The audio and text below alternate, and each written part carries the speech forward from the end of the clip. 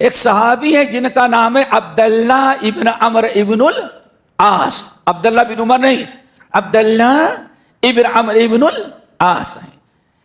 कहा जाता है सहाबा में सबसे ज्यादा हदीसें इन्होंने हिफ्ज़ किया था, सबसे ज्यादा हदीसें इन्होंने याद किया था। वजह क्या है? ये हदीस लिखते थे। हाँ, क्या करते थे? हाँ, समझ रहे हैं? हदीसें क्या करते थे? लिखते थे। नबी अलैहिस्सलाम की मजलिस में बैठते, अल्लाह रसूल जो कुछ कहते, बुखारी की रवायत, किताबुल इल्म की, सब उसको लिख लेते थे, नोट करते थे।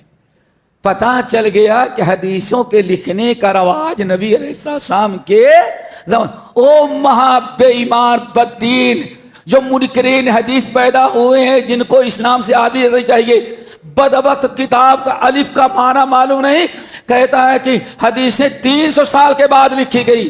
तेरा बाप नहीं पैदा था, हदीसें लिखी जाती थी। तेरा लकड़दादा माबई ने सुल्ब व तराई भी हदीसें लिखी जाती थी।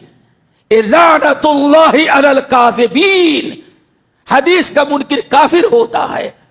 तो कहते 300 साल तक हदीसें नहीं लिखी गई हैं? तेरा दादा परदादा था भी नहीं, हदीसें लिखी जाती थी। बुखारी के पैदा होने के 250 साल पहले हदीसें लिखी जाती थी।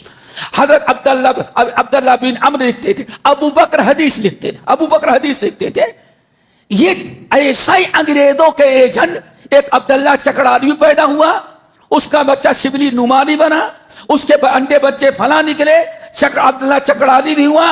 इन सबों ने बाकायदा प्रोपगंडा किया। 300 साल तक हदीसें लिखी नहीं गई थी। समझ गए ना? ये सबसे बड़ी जिहालत है मां का, ये शैतानी टोला है। किताब क्यों? अगर हदीस का इनकार कर दे तो आदमी बिल्कुल दीन से आजाद हो जाता है। हदीसें लिखी जा, नुक्ता याद रखना, हदीसें अल्लाह के रसूल के जमाने से लिखी जाती रही। कई सहाबा लिखते थे। अल्लाह अकबर।